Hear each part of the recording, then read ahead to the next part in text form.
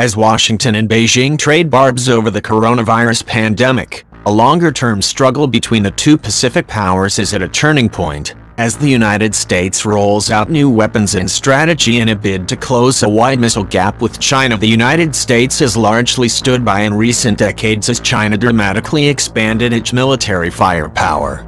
Now, having shared the constraints of a Cold War-era arms control treaty, the Trump administration is planning to deploy long-range, ground-launched cruise missiles in the Asia-Pacific region. The Pentagon intends to arm its Marines with versions of the Tomahawk cruise missile now carried on U.S. warships, according to the White House budget requests for 2021 and congressional testimony in March of senior U.S. military commanders. It is also accelerating deliveries of its first new long-range anti-ship missiles in decades. In a statement to Reuters about the latest U.S. moves, Beijing urged Washington to be cautious in word and deed, to stop moving chess pieces around the region, and to stop flexing its military muscles around China. The U.S. moves are aimed at countering China's overwhelming advantage in land-based cruise and ballistic missiles. The Pentagon also intends to dial back China's lead in what strategists refer to as the range war. The People's Liberation Army, PLAR, China's military, has built up a huge force of missiles that mostly outrange those of the U.S. and its regional allies, according to senior U.S. commanders and strategic advisors to the Pentagon, who have been warning that China holds a clear advantage in these weapons. And, in a radical shift in tactics, the Marines will join forces with the U.S. Navy in attacking an enemy's warships. Small and mobile units of U.S. Marines armed with anti-ship missiles will become ship killers in a conflict. These units will be dispersed at key points in the Western Pacific and along the so-called First Island Chain, commanders said. The First Island Chain is the string of islands that run from the Japanese archipelago, through Taiwan, the Philippines and onto Borneo, enclosing China's coastal seas. Top U.S. military commanders explained the new tactics to Congress in March in a series of budget hearings. The Commandant of the U.S. Marine Corps, General David Berger, told the Senate Armed Services Committee on March 5 that small units of Marines armed with precision missiles could assist the U.S. Navy to gain control of the seas, particularly in the Western Pacific.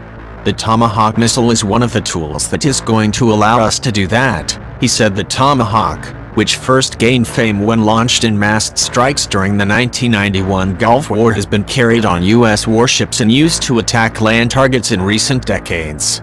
The Marines would test-fire the cruise missile through 2022 with the aim of making it operational the following year, top Pentagon commanders testified. At first, a relatively small number of land-based cruise missiles will not change the balance of power. But such a shift would send a strong political signal that Washington is preparing to compete with China's massive arsenal, according to senior U.S. and other Western strategists. Longer term, bigger numbers of these weapons combined with similar Japanese and Taiwanese missiles would pose a serious threat to Chinese forces, they say.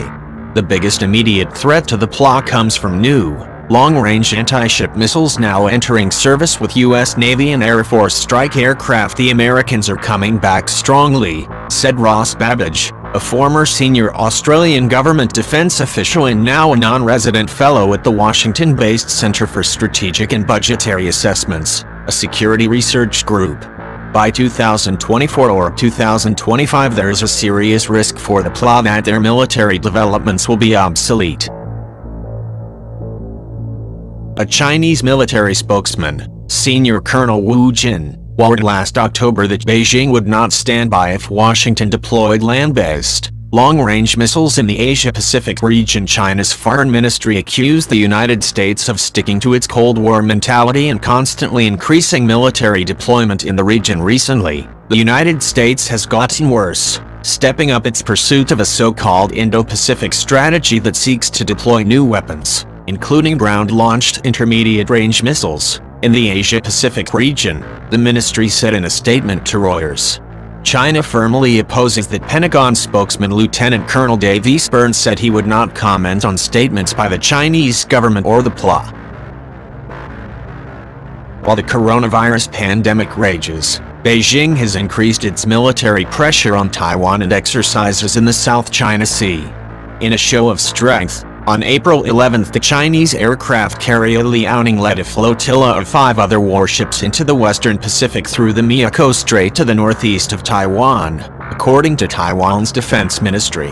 On April 12, the Chinese warships exercised in waters east and south of Taiwan, the ministry said. Meanwhile, the U.S. Navy was forced to tie up the aircraft carrier USS Theodore Roosevelt at Guam while it battles to contain a coronavirus outbreak among the crew of the giant warship. However, the U.S. Navy managed to maintain a powerful presence off the Chinese coast. The guided missile destroyer USS Barry passed through the Taiwan Strait twice in April, and the amphibious assault ship USS America last month exercised in the East China Sea and South China Sea, the U.S. Indo-Pacific Command said in a series last year. Reuters reported that while the U.S. was distracted by almost 2 decades of war in the Middle East and Afghanistan, the PLA had built a missile force designed to attack the aircraft carriers, other surface warships and network of bases that form the backbone of American power in Asia.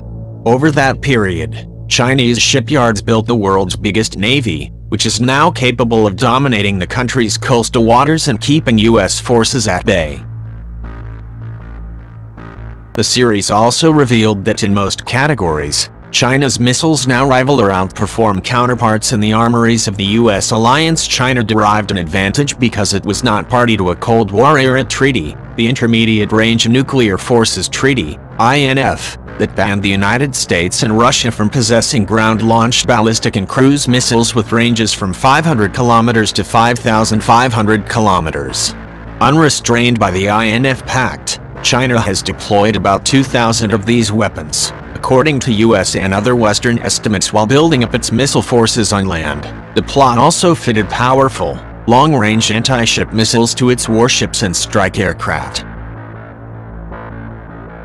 This accumulated firepower has shifted the regional balance of power in China's favor. The United States, long the dominant military power in Asia, can no longer be confident of victory in a military clash in waters off the Chinese coast, according to senior retired U.S. military officers. But the decision by President Donald Trump last year to exit the INF Treaty has given American military planners new leeway. Almost immediately after withdrawing from the pact on August 2nd, the administration signaled it would respond to China's missile force.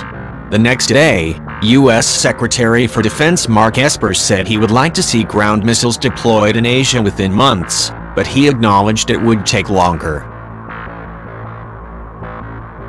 Later that month, the Pentagon tested a ground-launched Tomahawk cruise missile.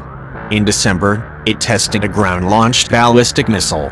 The INF Treaty banned such ground-launched weapons, and thus both tests would have been forbidden. A senior Marines commander, Lieutenant General Eric Smith, told the Senate Armed Services Committee on March 11 that the Pentagon leadership had instructed the Marines to field the ground-launched cruise missile very quickly. The budget documents show that the Marines have requested $125 million to buy 48 Tomahawk missiles from next year.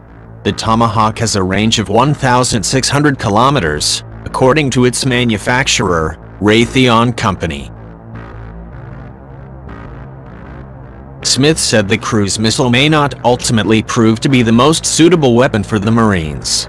"It may be a little too heavy for us," he told the Senate Armed Services Committee, "but experience gained from the tests could be transferred to the Army." Smith also said the Marines had successfully tested a new shorter-range anti-ship weapon, the Naval Strike Missile, from a ground launcher and would conduct another test in June. He said that test was successful.